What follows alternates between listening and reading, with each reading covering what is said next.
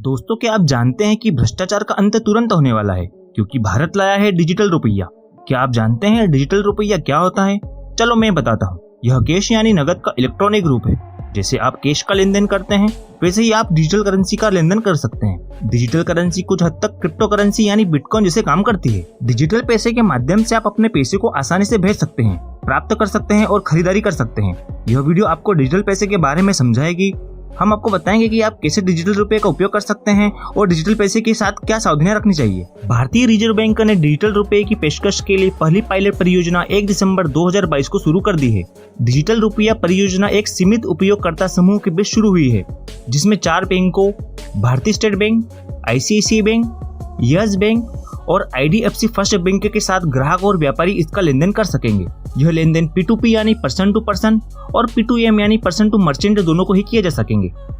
इस वीडियो में हम जानेंगे कि डिजिटल करेंसी क्या है, यह कैसे काम करती है, क्या इसे QR कोड की मदद से लेन देन कर सकते हैं, क्या डिजिटल रुपया बिटकॉइन से अलग होगा और इससे भ्रष्टाचार को कैसे मिटाया जा सकता है। जानने से पहले चैनल को सब्सक्राइब जरूर करें क्योंकि दुनिया की तमाम रोचक जानकारी हम आपके लिए लाते रहेंगे। अब जानते हैं इस प्रोजेक्ट के बारे में। देश में डिजिटल इकोनॉमी को बढ़ावा देने के लिए भारतीय रिजर्व बैंक ने पायलट प्रोजेक्ट के तौर पर डिजिटल रुपये की शुरुआत की है। विशेषज्ञों का मानना है कि आने वाले दिनों में यह गेम चेंजर साबित हो सकता है। नकली करेंसी पर लगाम लगाने में ई-रुपये की बड़ी भूमिका हो सकती है।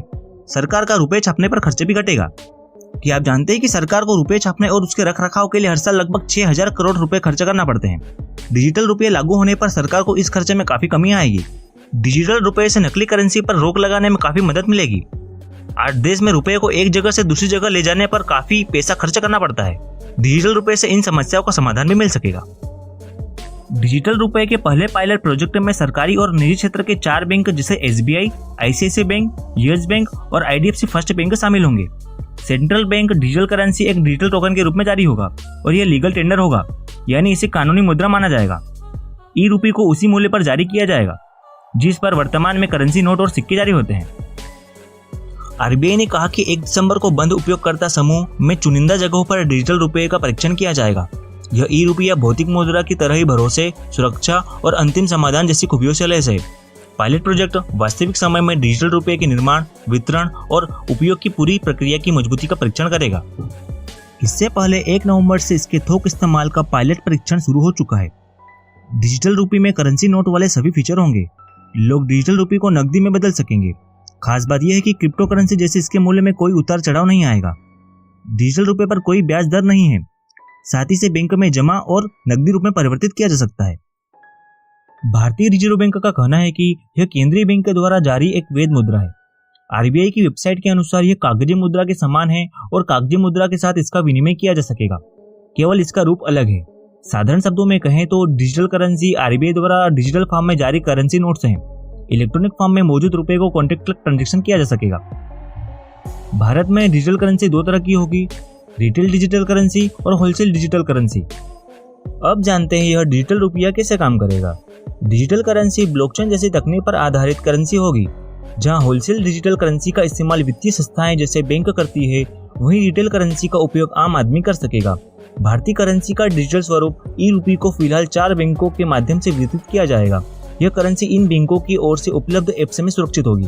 यूजर्स बैंकों की ओर से उपलब्ध ऐप्स, मोबाइल फोन और डिवाइस में स्टोर्ड डिजिटल वॉलेट के माध्यम से ई-रुपये के साथ लेन देन कर सकेंगे। इसे आसानी से मोबाइल फोन से एक दूसरे को भेजा जा सकेगा और हर तरह के सामान खरीदे जा सकेंगे। इस डिजिटल रुपये को पूरी तरह से भारतीय रिजर्व बैंक रेगुलेट करेगा। डिजिटल करेंसी से जुड़ी कुछ महत्वपूर्ण बातें जो आपको पता होना चाहिए। नंबर 1, डिजिटल वॉलेट से लेन देन। डिजिटल रुपये को मोबाइल फोन और दूसरे उपकरणों में रखा जा सकेगा। इसे बैंकों के जरिए वितरित किया जाएगा। उपयोगकर्ता पायलट परीक्षण में शामिल होने वाले बैंकों की ओर से मिलने वाले डिजिटल वॉलेट के जरिए ई-रुपये में लेन देन कर सकेंगे। नंबर 2, QR कोड से भुगतान। RBI ने कहा कि ई-रुपये के जरिए व्यक्ति से व्यक्ति और व्यक्ति से मर्चेंट दोनों के रूप में लेन देन कर सकेंगे। मर्चेंट यानी व्यापारियों के यहाँ लगे QR कोड के माध्यम से भुगतान किया जा सकेगा। नंबर 3, नहीं मिलेगा कोई ब्याज। नकदी की तरह ही धारक को डिजिटल मुद्रा पर कोई ब्याज नहीं मिलेगा। इसे बैंकों के पास जमा के तौर पर इस्तेमाल किया जा सकेगा। अब जानते हैं डिजिटल रुपये से क्या फायदा होगा। बैंकों को पैसा ट्रांसफर करने में आसानी, मुद्रा छापने का खर्च घटेगा, अवैध मुद्रा की रोकथाम होगी, आसान टैक्स वसूली होगी, काले धन व मनी लॉन्ड्रिंग पर लगाम लगेगी। ई रूपी भरोसा, सुरक्षा, अंतिम समाधान जैसी खूबियों से लैस है। ई रूपी उसी मूल्य पर जारी होगा जिस पर वर्तमान में करेंसी नोट और सिक्के जारी होते हैं। क्या डिजिटल रुपया डिजिटल भुगतान या यूपीआई से अलग है? भारत में जब से यूपीआई के माध्यम से भुगतान की शुरुआत हुई है, ज्यादातर लोगों ने नकद रखना बंद कर दिया है। नकद के स्थान पर अब लोग यूपीआई का इस्तेमाल कर भुगतान करने को प्राथमिकता दे रहे हैं। 1 दिसंबर से आरबीआई ने अपनी रिटेल डिजिटल करेंसी लॉन्च कर दी है। ऐसे में जानना जरूरी है कि यूपीआई के माध्यम से भुगतान यानी पेटीएम, गूगल पे और फोन पे जैसी ऐप्स के भुगतान में क्या अंतर है। डिजिटल रुपये के संबंध में आरबीआई ने कहा है कि पायलट प्रोजेक्ट में शामिल बैंकों के डिजिटल वॉलेट के माध्यम से डिजिटल करेंसी का लेन देन किया जा सकेगा। डिजिटल रुपये को आरबीआई की ओर से ऑपरेट और मैनेज किया जाएगा। वहीं दूसरी ओर यूपीआई भुगतान direct bank account to bank account transfer होता है। यूपीआई को अलग अलग बैंक हैंडल करते हैं, उन बैंकों की निगरानी का काम आरबीआई करता है। यहाँ बहुत सारी बातों का ध्यान रखना जरूरी है। यह समझना बेहद जरूरी है कि ज्यादातर डिजिटल पेमेंट्स चेक की तरह काम करते हैं। आप बैंक को निर्देश देते हैं, वह आपके अकाउंट में जमा राशि से वास्तविक रुपए का पेमेंट या ट्रांजैक्शन करता है। हर डिजिटल ट्रांजैक्शन में कई संस्थाएं, कई लोग शामिल होते हैं जो इस प्रोसेस को पूरा करते हैं। उदाहरण के लिए अगर आपने क्रेडिट कार्ड से पेमेंट किया तो क्या तत्काल में सामने वाले को मिल गया? नहीं, डिजिटल पेमेंट सामने वाले के अकाउंट में पहुंचने के लिए 1 मिनट से 48 घंटे का समय ले लेता है। यानी पेमेंट तत्काल नहीं होता, उसकी एक प्रक्रिया है। जब आप डिजिटल करेंसी या डिजिटल रुपये की बात करते हैं तो आपने भुगतान किया और सामने वाले को मिल गया, यही इसकी खूबी है। अभी हो रहे डिजिटल ट्रांजैक्शन किसी बैंक के खाते में जमा रुपए का ट्रांसफर है, पर डिजिटल करेंसी तो करेंसी नोट्स की जगह लेने वाले हैं। अब जानते हैं क्या डिजिटल रुपया बिटकॉइन जैसी क्रिप्टो करेंसी से अलग होगा। डिजिटल करेंसी का कंसेप्ट नया नहीं है, यह बिटकॉइन जैसी क्रिप्टो करेंसी से आया है जो 2009 में ही लॉन्च हो गई थी। इसके बाद इथर, डोजकॉइन से लेकर 50 क्रिप्टो करेंसी लॉन्च हो चुकी है। प्राइवेट क्रिप्टो करेंसी प्राइवेट लोग या कंपनियां जारी करती है, इससे इसकी मॉनिटरिंग नहीं होती। गुमनाम रहकर भी लोग ट्रांजैक्शन कर रहे हैं, जिससे आतंकी घटनाओं व गैर कानूनी गतिविधियों में क्रिप्टो करेंसी का इस्तेमाल हो रहा है। इन्हें किसी भी केंद्रीय बैंक का सपोर्ट नहीं है। यह करेंसी लिमिटेड है, इसी वजह से सप्लाई और डिमांड के अनुसार इसकी कीमत घटती बढ़ती है। एक बिटकॉइन की वैल्यू में ही 50% तक की गिरावट दर्ज हुई है। जब आप डिजिटल रुपये की बात करते हैं तो हमारे यहाँ इसे रिजर्व बैंक लॉन्च कर रहा है। 1 रुपये का सिक्का और डिजिटल रुपया समान ताकत रखता है, पर डिजिटल रुपये की मॉनिटरिंग हो सकेगी और किसके पास कितने पैसे ये रिजर्व बैंक को पता होगा। डिजिटल रुपये को क्रिप्टो करेंसी की तरह खरीदा और बेचा नहीं जा सकेगा, बल्कि नगद के विकल्प के रूप में काम करेगा। तो दोस्तों, यहाँ तक की वीडियो कैसी लगी कमेंट बॉक्स में जरूर बताएं और इसे लाइक करना ना भूलें। अब जानते हैं कि अब तक किसी देश ने डिजिटल करेंसी लॉन्च की है या नहीं।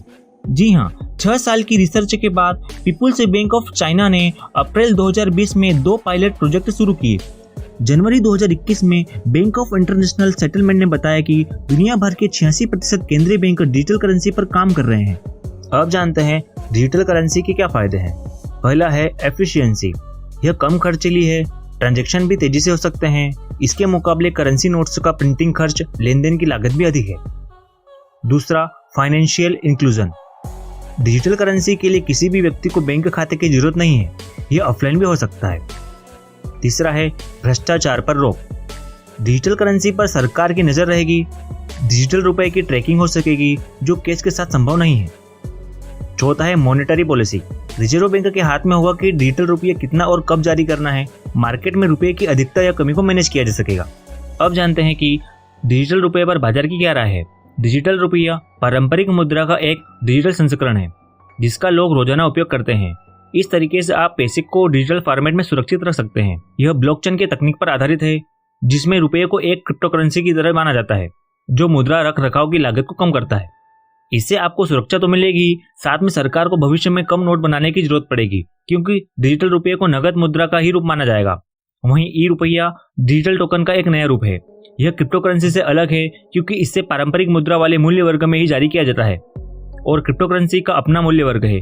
उदाहरण के लिए बिटकॉइन इकाई में 0.001 मूल्य वर्ग हो सकता है, जबकि डिजिटल मुद्रा 1, 5, 10, 20, 50 और भौतिक मुद्रा के लिए उपलब्ध अन्य मूल्य वर्ग में उपलब्ध होगी। डिजिटल रुपये का उपयोग करके आप किसी भी व्यक्ति को पैसे भेज सकते हैं या किसी भी बिल का भुगतान कर सकते हैं। तो दोस्तों, आपने जाना डिजिटल करेंसी के बारे में। जाहिर है आपको ये वीडियो पसंद आई है तो इसे लाइक करना ना भूलें और चैनल को सब्सक्राइब जरूर करें क्योंकि इसी तरह की जानकारी हम आपके लिए लाते रहेंगे।